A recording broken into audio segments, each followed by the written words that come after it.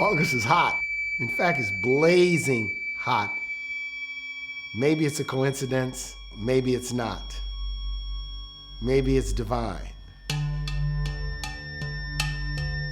The power of August brought us the women's suffrage movement. It brought us the March on Washington.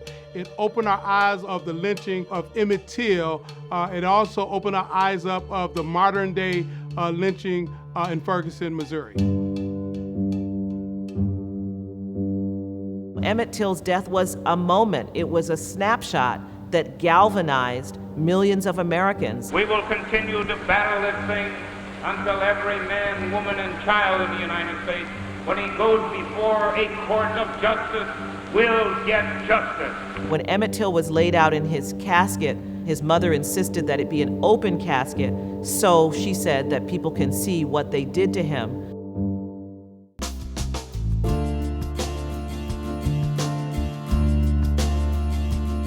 We're part of humanity, and whatever humanity's problems are, they are ours too. It's a basic American right that a citizen should have a right to an education. On August 28, 1963, the March on Washington took place. These expressions make it perfectly clear that this is a national issue. Let us not forget that we are involved in a serious social revolution. Millions of Americans are denied the right to vote because of their color. August 6, 1965 was the signing of the Voting Rights Act, one of the most profound pieces of legislation to open up access to democracy for African Americans. A conservative majority, 5-4, very divided court has ruled that a provision of that key 1965 landmark law no longer is constitutional. What had been a regional problem now has become a national problem. I believe that as hard as it will be, the change we need is coming. Because I've seen it. Because I've seen it in Illinois, I've seen it in Washington, and I've seen it in the good neighbors who take a stranger in when a hurricane strikes and the floodwaters rise. This is a once in probably a lifetime event. On August 29, 2005, Katrina hit my beloved hometown, New Orleans. Where's FEMA? Where's the mail? I understand the devastation requires more than one day's attention.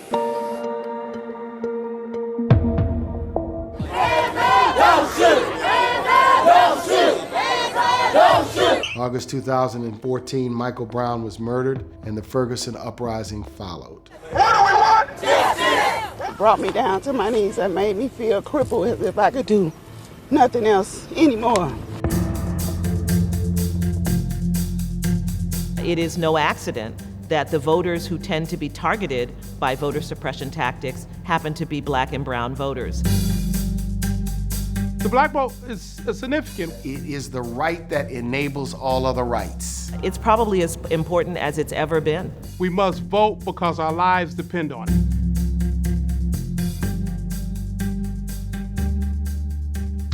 Hello, I'm Maurice DuBois. Some of the most powerful moments in American civil rights history have happened in the month of August. Some were violent, others tragic. There have also been days of triumph and hope. Good or bad, the power of these moments changed the course of America and the pursuit of a more perfect union. We will look at how the impact of these August events is still being felt today, in August of 2020, in the midst of a pandemic that is ravaging communities of color, and after months of protests by Americans of all races, ages, and incomes. Even now, we are in the midst of another August moment. The country is reeling from the recent police shooting of Jacob Blake in Kenosha, Wisconsin. Shot several times in the back as his children watched in the car. They shot my son 7 times like he didn't matter. But my son matters.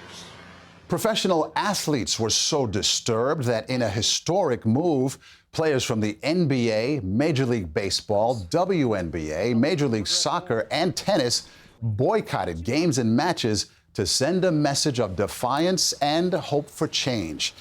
Their boycott came almost 4 years to the day in August 2016, when Colin Kaepernick first decided not to stand for the national anthem to bring attention to police brutality against black people. Superstar LeBron James expressed his frustration. I know people get tired of hearing me say it, but we are scared as black people in America. Black men, black women, black kids, we are terrified. Los Angeles Clippers coach Doc Rivers. It's amazing to me why we keep loving this country and this country does not love us back. As her son recovers in the hospital, unable to walk, Jacob's mother captured the mood of the nation. As I pray for my son's healing, I also have been praying, even before this, for the healing of our country. The need for healing is taking place during a tumultuous year when the voting power of all Americans will be key in November's presidential election. In 4 stories, we will explore the power of August. Each segment will be told in 8 minutes and 46 seconds, the approximate time a Minneapolis police officer had his knee on George Floyd's neck. We begin in 1955 in Mississippi with a boy named Emmett Till. Vlad Dutier has the story. Life for most black men and women in 1950s America was a daily struggle. Their lives were separate and unequal, and especially in the South, black people knew their lives were also at risk. There was overt racism. It was open and notorious. NAACP President and CEO Derek Johnson. And for a young man like Emmett Till to travel from Chicago to the Mississippi Delta, it was a world of difference.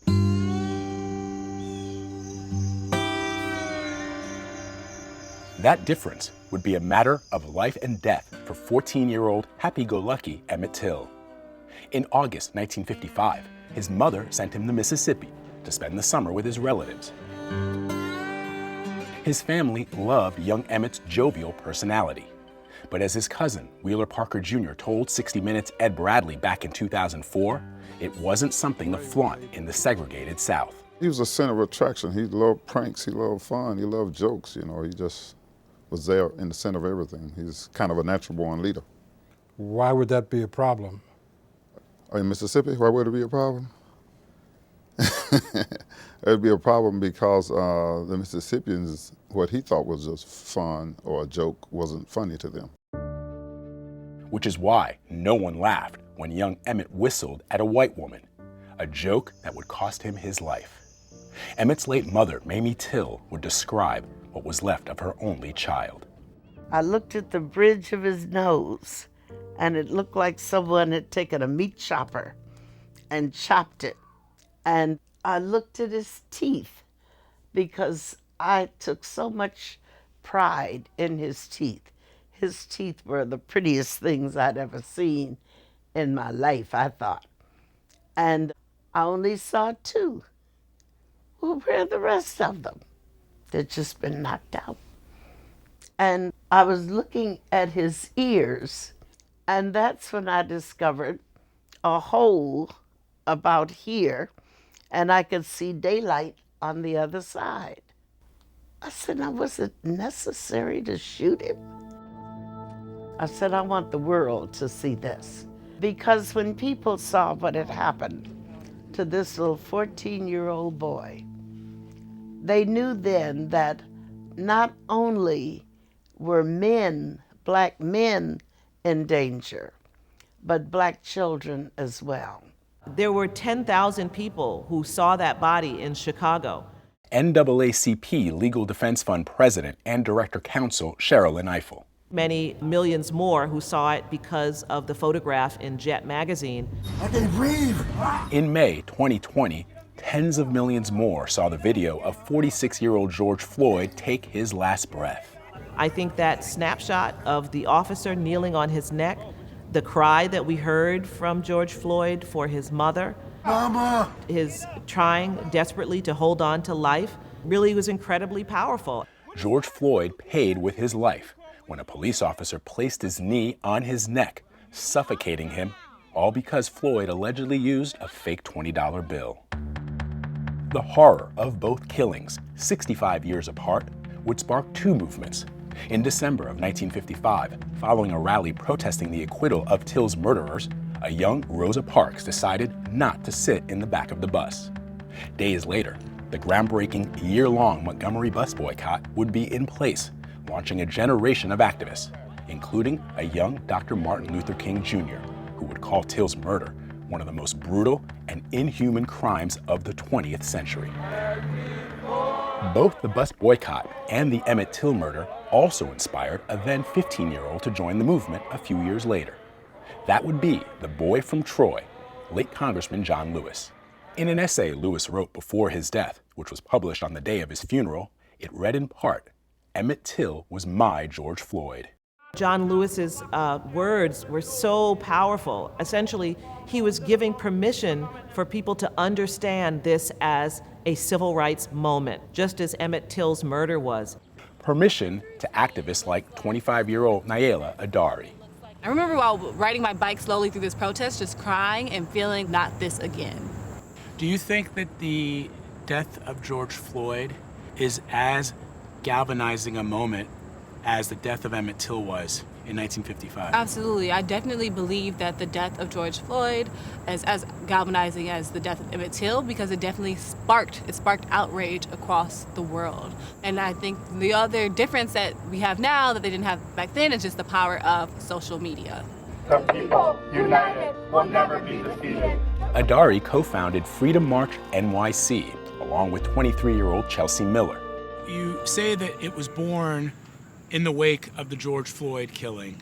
Describe the moment when you both decided that you needed to do something more. We realize, especially as young people who understand the richness, right, of our history of civil rights and the leaders who have come before us, that you have to be present and you have to show up and you have to bear witness to the narrative to be a part of changing the story. A message heard in cities around the world, sparking a new sense of awareness and unprecedented multicultural activism. What you had in this instance was a popular uprising of protesters. National Urban League president and CEO, Marc Morial. Big cities, small towns, and France and the UK. What we saw is white men and women, black men and women, young and old. A movement that 19-year-old Sierra Van Rossum did not hesitate to join. I don't want there to be another name on this list. Why is George Floyd another name? We need this to stop and call attention to it. The California native has been politically active since she was 8 years old. So we're gonna use this platform now that we have been given to really elevate our voices, elevate our community's voices, elevate our brothers and sisters that haven't had this opportunity to do so. Chelsea and Nayela have never met Sierra, but lean on activists like her who bring diversity to the cause, showing that the killings of innocent black people have a profound effect on entire communities. When I go out and I protest, it's not just black folks who are out there, it is non-black allies. And one of the things that we say on the front lines is, show me what democracy looks like. This is what democracy looks like. It is community. Are you discouraged or are you encouraged by what you've seen? I am encouraged and I'm inspired by the people all over the world who have taken to the streets. And I believe that change will happen. I'm not sure what it will look like, but I believe a change will happen. We are coming together to be one human race where we stand up and uplift others that don't necessarily have the voice. But will there be a Martin Luther King Jr. or John Lewis coming out of today's movement?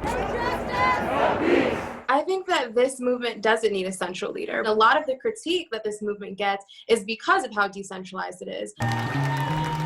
Because when you cut off one head, there are still dozens, hundreds, thousands of heads operating. And if you look at the movement right now, there isn't one leader. And I think there's a beauty to that. Chelsea Miller hopes today's movement will honor the sacrifices of the forefathers of activism.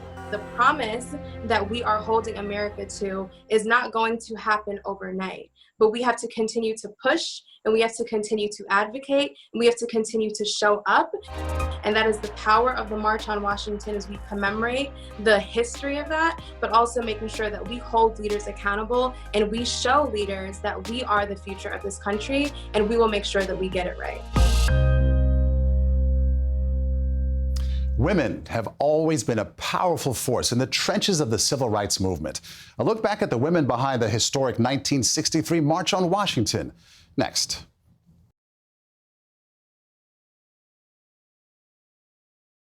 Exactly 8 years to the day of Emmett Till's death. On a hot August afternoon in the nation's capital, the Reverend Martin Luther King Jr. delivered one of the great calls to action in human history. The March on Washington for Jobs and Freedom was perhaps the pinnacle of the civil rights movement. But only men spoke. Mark Strassman now on the women who helped to plan it.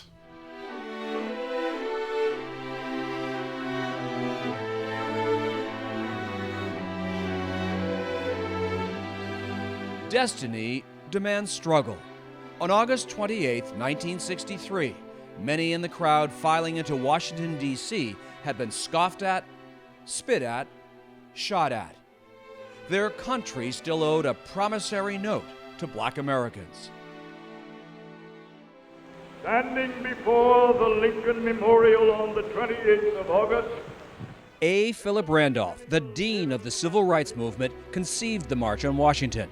He belonged to a group of civil rights leaders, all men, known as the Big Six. You had John Lewis in his 20s, Martin King in his 30s, Whitney Young in his late 30s, early 40s.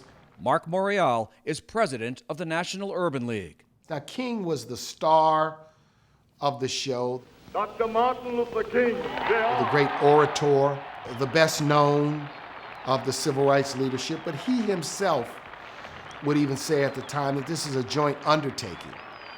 Dr. King's speech for the ages summoned generations of injustice. Because I have a dream. My 4 little children will one day live in a nation where they will not be judged by the color of their skin, but by the content of their character. I have a dream today. But on that momentous day, another group was denied the spotlight. They were the unsung heroes of the March on Washington.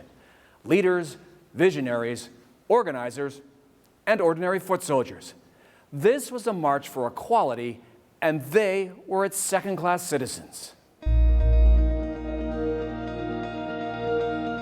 Oftentimes for African Americans, the men had titles, but the women did a lot of the real work. Derek Johnson, the president of the NAACP. And it's pretty remarkable what they pulled off when you look back on it, isn't it? It was both strategic, fascinating, diverse. We oftentimes talk about the Big Six. Those were the 6 major organizations when we really should be talking about the Big 7. Because Dorothy Height, National Council of Negro Women, played a key role in pulling together that march. Dorothy Height spearheaded modern political organization. She was also known as the godmother of the civil rights movement. Present for many major marches and milestones over 60 years, she recognized that racism and sexism were part of the same fight. I think there are so many things that women did that not only supported but were active elements in the success of the civil rights movement. Rosa Parks was also there. She had refused to give up her bus seat and launched the movement. And Anna Hedgeman, another march organizer. She later co-founded the National Organization for Women.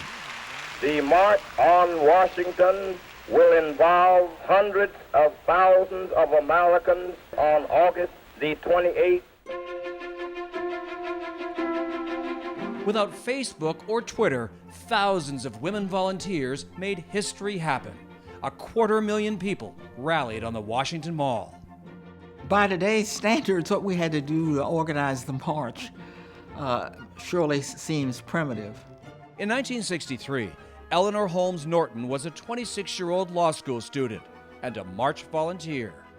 Part of my task was to help them get buses and trains, but particularly buses, and to hook them up with other groups that were coming in buses to Washington from what I must tell you was all over the United States. 12 men addressed the crowd, which created backstage drama. Not one woman was allowed to be a featured speaker. But we thought that a woman saying something on behalf of women would have been an additional part of the march. The men in charge argued picking one woman speaker would make the others jealous. Anna Hedgeman was furious. The Big Six then agreed one woman could make a public pledge of loyalty. Miss Daisy Bates. A. Philip Randolph introduced Daisy Bates. She had led the drive to desegregate Little Rock schools. The women of this country, Mr. Randolph, pledge to you, to Martin Luther King, Roy Wilkins, and all of you fighting for civil liberty, that we will join hands with you as women of this country. Randolph then seemed confused. Which women were being recognized? Who else? Will Miss Rosa Parks, will they all stand? And that was it. Dorothy Height never got closer than this to the microphone. When it came to speakers, everybody except her spoke. It was a deliberate mistake. I think that showed us that even in the civil rights movement, with all of its talk of equality, sexism was still deeply rooted. Sometimes even reform movements need reforming. Chauvinism was alive and well, even in the black community.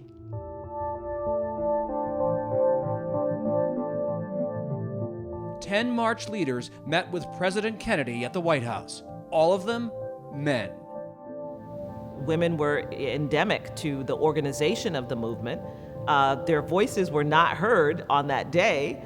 Sherilyn Ifill leads the NAACP Legal Defense Fund. Clearly a missed opportunity. Oh, of course, but honestly, if I look at the period of the 1960s, we could roll out the list of missed opportunities for women to have their voices heard. In 1964, President Johnson signed the Civil Rights Act. A year later, the Voting Rights Act became law. In the decades since, women present at the march gradually had their voices heard. Eleanor Holmes Norton built on the legacies of Hedgeman and Height. The distinguished representative from the district. I thank my good friend. Congresswoman Norton has represented Washington, D.C. for almost 2 decades. Dorothy Height received the Presidential Medal of Freedom and the Congressional Gold Medal, America's 2 highest civilian awards. She died in 2010 at age 98. America's first black president eulogized her. She too deserves a place in our history books. She too deserves a place of honor in America's memory. The mistake that was made in not allowing Dorothy Height to speak, it left such an indelible mark on the movement that it would never again be repeated. In 2013, the march's 50th anniversary, its women leaders were finally recognized. Sherilyn Ifill made sure of it. I said all of their names in the 3 minutes that I had allotted to me. Gloria Richardson, and Fannie Lou Hamer, and Rosa Parks, and Constance. Because I wanted to make sure that I honored the women who had not been able to speak at the original March on Washington and lift up their work and their extraordinary contributions. You know, fast forward, what we are seeing, particularly today, is we're seeing a rise of many women leaders in civil rights. I see what is happening today as a mere continuation of what began in the 1960s. It's looking at the spots that were far more hidden.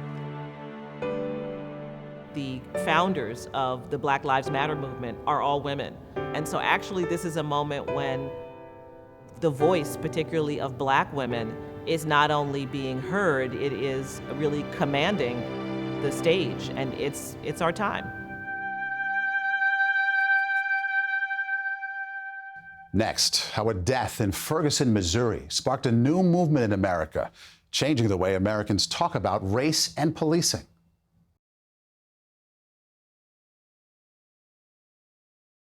August is a month full of powerful history, moments of protest, progress, and pain. You place it in the ballot box.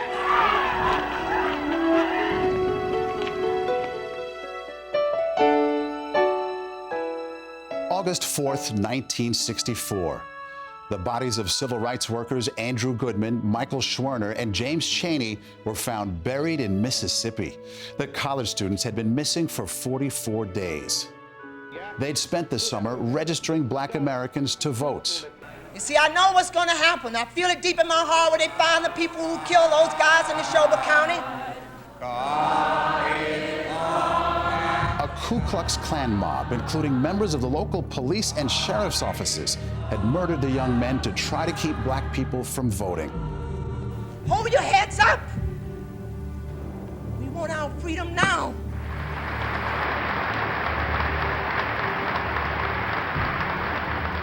One year later, following months of protests and a bloody Sunday, landmark progress. This act flows from a clear and simple wrong. Millions of Americans are denied the right to vote because of their color.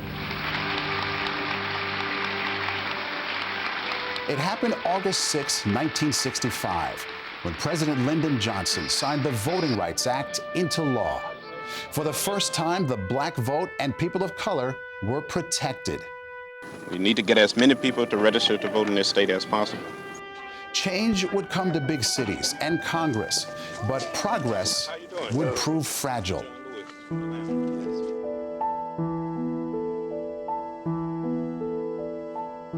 40 years later, a force of nature exposed a nation's indifference to Black suffering.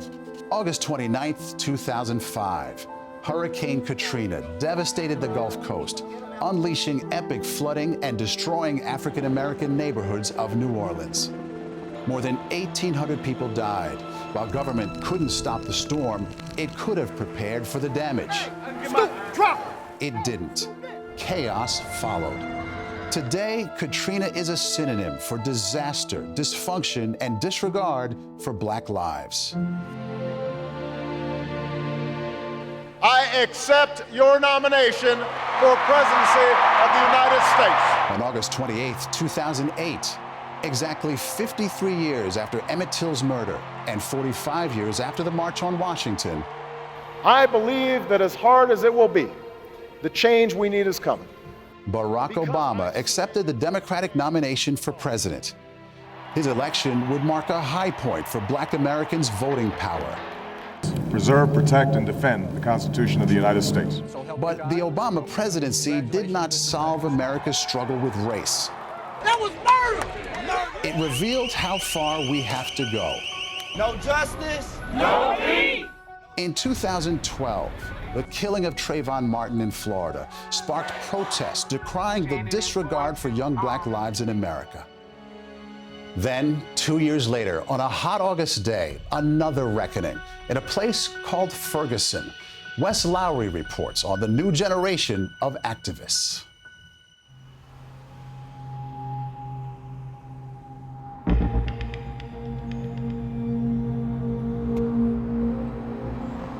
It was here on Canfield Drive in Ferguson, Missouri, where on a hot summer Saturday, the body of 18-year-old Michael Brown lay dead in the street for nearly 4 hours.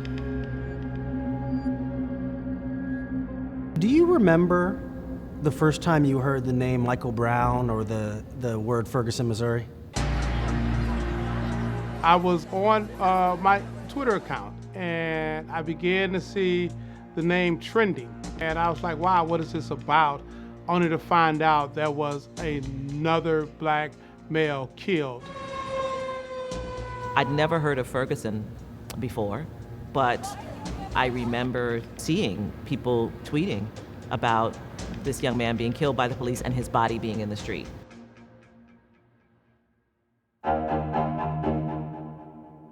Minutes after stealing cigars from a nearby liquor store, Michael Brown was confronted by police officer Darren Wilson. Words were exchanged, a scuffle ensued, and soon, gunshots rang out. We need justice now!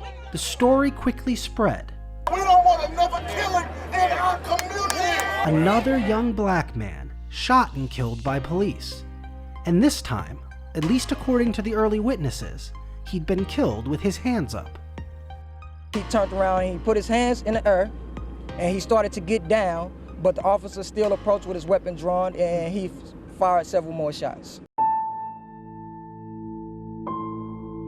He just wanted to hang out and have a little fun. And he lost his life. And I still don't know why. Brown's mother, Leslie McSpadden, remembers the heartbreaking moment when she found out her son was gone. I felt something in my chest, in my gut. And that let me know my son had been hurt, but no one told me he was actually hurt to the point of no return. No justice, no peace! No justice, no peace! What followed was days of unrest. Don't shoot! Don't shoot! Which was met by a heavy police response. You must disperse immediately. This is no longer a peaceful protest. I heard about his death almost immediately after it happened. What do we want? And then later that evening went to Ferguson. What do we want? Show me what justice looks like! 29-year-old St. Louis native Kayla Reed was a pharmacy technician when Michael Brown was killed. Now, she's a leading activist in the national movement for police accountability. What was it that kept you out there in the streets for all that time? It really was just to stand in solidarity with all the people who were there. I was inhaling tear gas while passing out masks. I went from following the person with the bullhorn to being a person with a bullhorn. The protests continued for months, and decades-long frustrations with the police and criminal justice system began to surface. People were dealing with over-policing, they were dealing with a bunch of fines and fees, they were dealing with the impacts of cash bail. It highlighted all the things that needed to change. Generations of Black Americans have complained about being over-policed, yet underserved by law enforcement. Brown's death was just one in a series of police killings that would soon capture the nation's attention. Sherilyn Eiffel is the president of the NAACP Legal Defense Fund.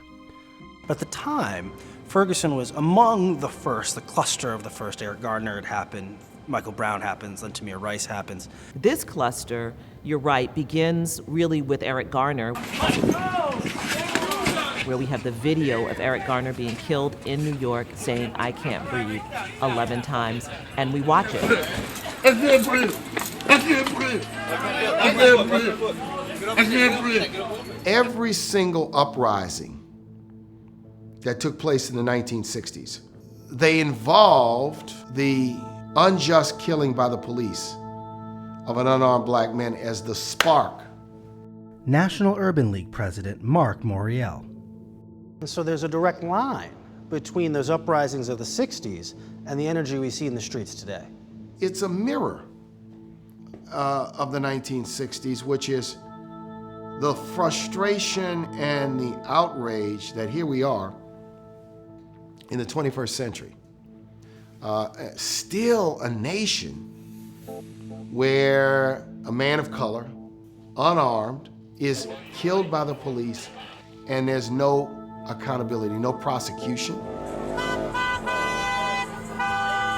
After more than 3 months of protest in Ferguson, the country tuned in to find out if Officer Wilson would face criminal charges. But right now, we are about to hear the grand jury decision in the fatal shooting of Michael Brown.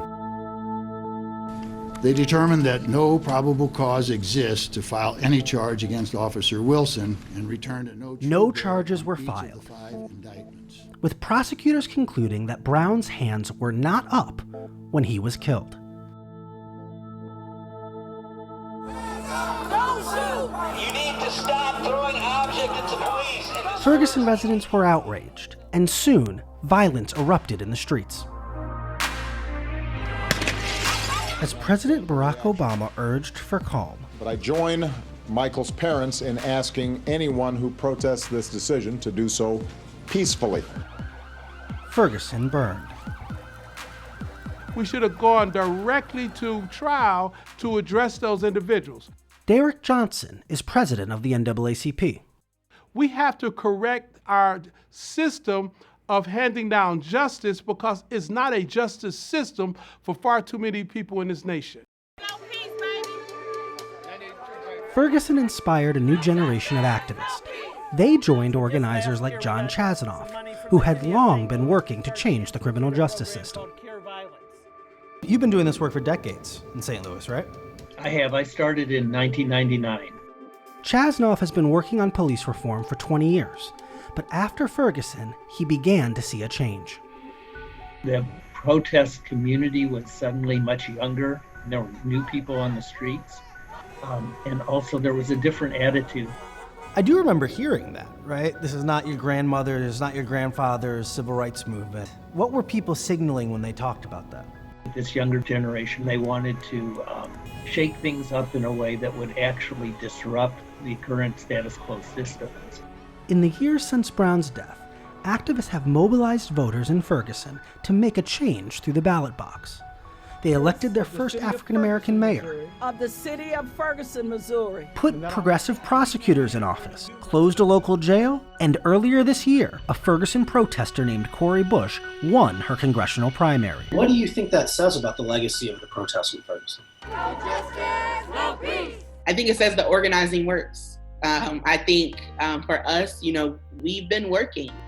And I think St. Louis is at a point 6 years later where we really want to see progress. We really want to see transformation of these systems. We really want to see change. Ferguson helped launch a movement for police accountability that has influenced our culture and politics. Trayvon and Michael Brown, Tamir Rice, Eric Garner were and are this generation's Emmett Tills. And I say Tills because I use it in plural. The work is far from done, but what happened on Canfield Drive 6 years ago in August helped launch a movement. Straight ahead, powering up the importance of the African American vote as a force for change in America.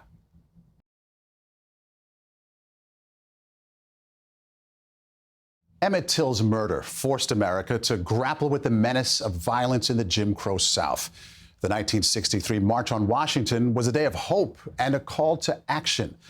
In Ferguson, protesters delivered a message heard across the country, sparking a powerful new movement.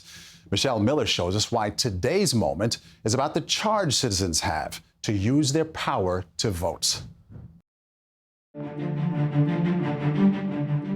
We will turn out to vote this cycle because we all understand what's at stake. Our lives depend on it. Don't shoot! Your voices are heard. Get to the voting booth, get to the polls. If I had to put on a hazmat suit to go to the polling place, I'd put on a hazmat suit. Voting in this election is that important. Voter registration! What makes this election year different? Part of it is the nationwide unrest following George Floyd's death in May at the hands of Minneapolis police officers. Please, I can't breathe. Our streets! Protests have continued throughout August, heightened by another police shooting, this time in Kenosha, Wisconsin. We are the United States. Have we been united? Athletes boycotted games. I got nothing nice to say about those cops at all. Leaving courts and fields empty. It's a level of nationwide tumult that hasn't been seen in decades. Anika Robbins leads the Minneapolis Civil Rights Commission and is the founder of Black Votes Matter Minnesota. On a recent Saturday in August, she and a team of volunteers were at the George Floyd Memorial with a singular focus: get people registered to vote. First step of change, man. We all want immediate results, but there's a journey to get there. You know, so after we protest, we have to carry that fight, channel that pain into action through voting, through engaging elected officials, holding them accountable. It's been her mission since 2016. That year, she saw a drop in black voter participation after strong showings in 2008 and 2012, the last time a candidate of color was on a major party ticket. Until now. I accept your nomination for Vice President of the United States of America. Kamala Harris is the first woman of color to run for Vice President of the United States. The question is, will her selection translate to voter turnout this November? Why is it so hard to get people engaged in their civic responsibility? That question will hit different depending on the age bracket that you're talking with. I think folks got comfortable and felt like, well, we fought for, we got the Voting Rights Act, we got the Civil Rights Act, what more needs to be done? It's something that you have to continually fight for. 17-year-old Mason, Ohio high school student Mariah Norman has made it her mission to carry on that fight. You're not even old enough to vote, Mariah, so why is voting such a part of your activism? Well, voting is really important to me because I feel like young people in general, it seems like the laws and the policies that dictate our everyday lives are just things that we have to follow. I don't think that it has to be that way. And I think that the youth vote is so incredibly important, and getting young people excited about what goes on in their government and, you know, being a part of that democracy. Are you registered to vote, young lady? Have you registered? It's a lesson civil rights icon John Lewis knew well. After risking his life in the fight for voting rights in the 1960s, he continued to urge Black Americans to exercise that hard-earned right to vote. Derek Johnson leads the NAACP. It is our job, NAACP, and all of the civil rights community, to try to keep that enthusiasm up, continue to move people towards voting. That's where the power is. Mark Moria leads the National Urban League. The civil rights movement has always believed that it is the right that enables all other rights. But since 2013, some say those rights and access to the ballot box are threatened for millions of Americans. Good evening. Today, the Supreme Court essentially knocked down one of the pillars of the civil rights movement. That year, in the case Shelby County v. Holder, the Supreme Court struck down a key section of the 1965 Voting Rights Act that required states with racist histories to get federal approval for changes in voting laws. Shelby opened the floodgates for the suppression alligators, the voter purge crocodiles, the vote dilution cobras. And since then, we have really seen the explosion of voter suppression tactics around the country. Sherilyn Eiffel heads up the NAACP Legal Defense Fund. Those changes in voting laws, do you see them as being explicitly racist? It's quite interesting. We have seen voter purges increase. We saw the explosion in voter ID laws designed purposely to try and keep Black and Latino people from voting, as has been found by numerous federal courts. This is not wild-eyed speculation from civil rights activists. Is it racism? Yes, it is. In my AP government class, we had to choose a social issue, and the one that I chose was voter suppression, just because I was like, I didn't know that that was still a thing. Earlier this year, polling places in many minority communities were closed, forcing voters of color to travel greater distances, often to stand in line for hours just to cast their ballots. A deterrent in past years, potentially life-threatening this year. We are going to begin tonight with a dangerous and growing surge of new coronavirus cases across 40 states. Coronavirus infections have topped 5.5 million in the U.S., with more than 172,000 deaths.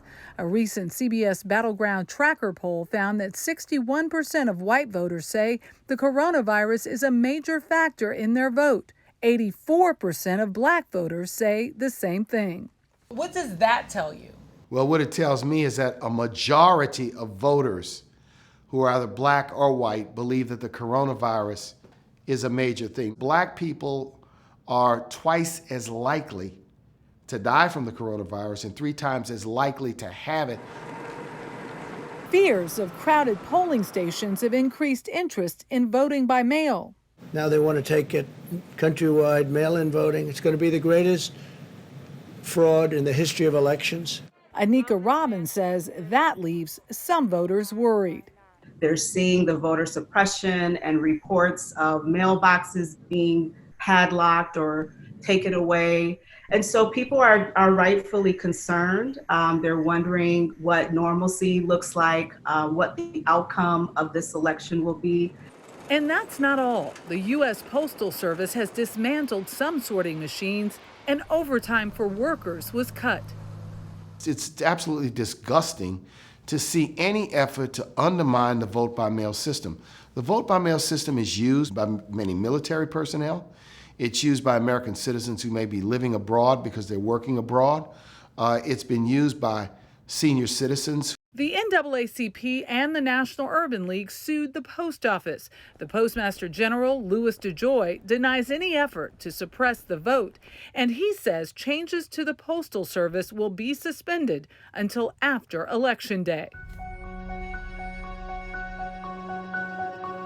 With the turmoil of social unrest and amid the pall of a global pandemic, 2020 promises to be an election year fraught with anxiety, fear, and frustration.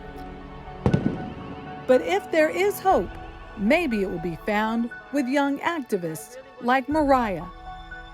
So like if we can get people mobilized in the streets to get out of their houses, how hard can it really be to just get them to go to the polls one day? We're not going to give up, and even more people are joining the fight.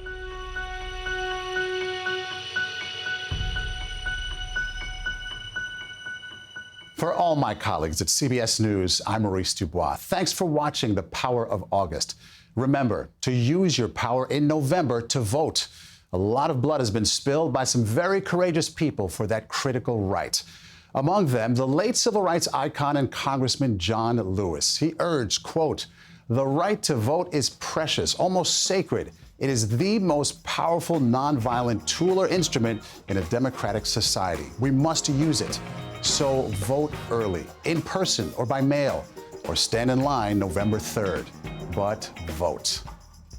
Lift every voice and sing till earth and heaven rings with the harmonies of liberty. Let our rejoice and rise high as the listening skies. Let it resound loud as the rolling sea.